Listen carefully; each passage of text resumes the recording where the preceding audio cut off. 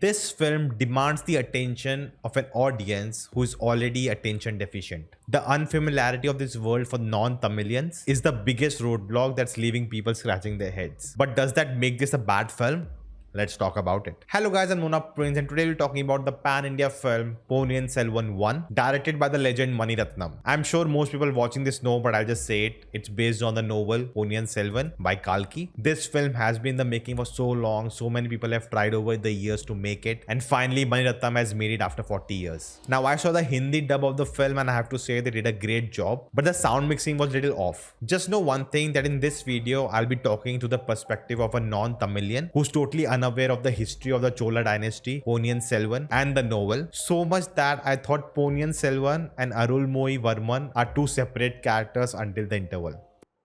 कुछ भी First of all, I would like to applaud the whole team behind this film. They have accomplished a Herculean task. You can see the labor of love in every frame. And while watching the film, you feel like you have been transported into this world. Through the cities, village, markets, castles, forests, we get a cultural taste of the time and place. Visually, all the practical sets, the real locations, looked gorgeous. And of course, it will be. It's shot by Ravi Varman. Big shout out to the production design and art departments. But all the sequences with CGI and VFX, they were pale in comparison. And that's when the quality of the visuals take a dip. Now the climax of the film is amazing. Great use and good application of VFX. Now the action choreography I felt was average and one of the weaker part of the film. Except the sequence between two characters in the second half, all the other action movements really felt repetitive. And especially in the war sequence, it felt more like a showcase for each character. First we'll see them on horse fighting, then on foot, then with different weapons, and at the end they win. And those sequences are even edited in a way to create chaos, but due to the lack of a narrative arc in these sequences, they just come out as average. And it's totally understandable because the story's priority is the political part, not the war sequences. But I do wish they found a better way which is more interesting and appealing. I know there are only certain ways you can show a war sequence, but the expectations from a Ratnam film is higher. There's a lack of style and identity, and that's what I felt was missing. Now personally for me, my favorite parts in the film were happening inside the castle. The politics, the plotting, the meetings between different characters, the confrontations. Oh ho ho ho. And there's also a really cool chase sequence through the city. Now before talking about the performances, first I want to talk about the film being epic. And it is epic. But today the definition of epic is very different for the general audience. It is defined by the Bahubalis and Triple R's and KGFs of the world. Mass is considered epic, whereas this film is not that,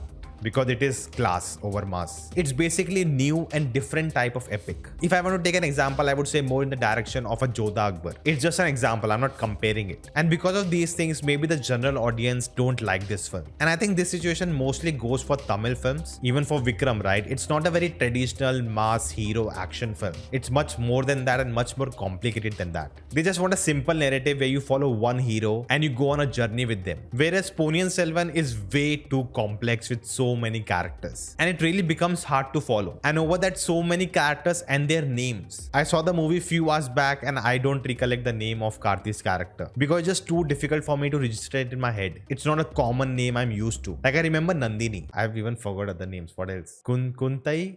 Let me open Wikipedia. Karthi is called Thevan. Trisha is Kundavai. Vikram was Adithi Karikalan. Karikalan I think was still easy. Basically you get what I'm trying to say. It was hard to distinguish between the name of the person, place and the kingdom. And then we have multiple names for a character. And the whole unfamiliarity with the names, with the characters, with this world, it just makes it more difficult to grasp on everything. And it's not anyone's fault. That doesn't make the film bad. It's just that the audience and the film doesn't align. And it's not as if you don't understand anything. While watching the film, you feel like you're following everything, but then if you start to think and talk about it, you are lost. Basically something like Tenet. And over that, there were some moments in the film which I can talk more about after rewatching the film. I was confused by the motivation of the character. I was clueless why this character is committing this action. What do I don't know. There were some moments I just wanted the character to stop, break the fourth wall and talk to me what's happening, because I felt like I'm missing out. Now it could be the Hindi dialogues, but it also had subtitles in English, so I was even reading them. And there are some movies which feel the audience is stupid, stupid, so we have to spoon feed everything to them. This is totally opposite. This film makes me feel stupid because everything looks fine, but I'm not understanding and I feel like, oh, something is wrong with me. Why are things not making sense? It can be that the story is incomplete. We have to watch part 2 and maybe watching both together makes much more sense. And the issue is I can't even ask questions because what if it's a spoiler for the next film? It's a very weird situation to be in. Now coming to the performance, easily Karthi was the show stealer. He does get longer screen time, but he's just so fun to watch. I was really impressed by Vikram. Jayam, Ravi was really solid, and the whole supporting cast was on point. But it was the women of the film. Oh ho ho ho ho. Karthi getting awestruck by them was the most relatable thing in the film. Aishwariya Rai, the moment she comes on screen, oh my god. She's already so beautiful. Over that, the lighting for her is like she's glowing. I could barely see the screen. It was just shining. Like an angel from heaven has come down. And her character, I felt I could feel her pain. Then Trisha. I think we all were in love with her from 96 itself. But as Kundavai, the princess, the majesticness she carried. I didn't even know if that is a word. And then Aishwariya Lakshmi.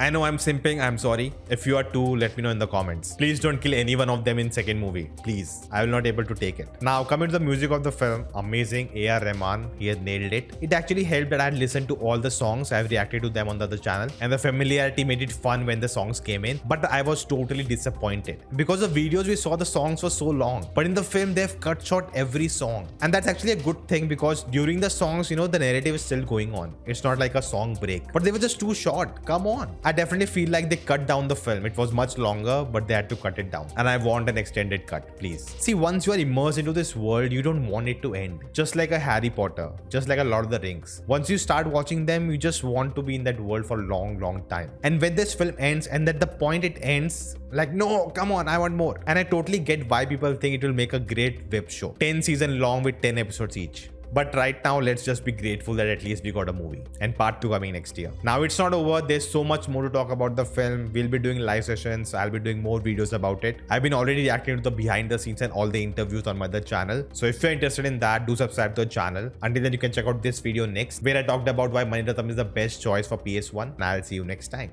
Cholas are coming. They're actually here.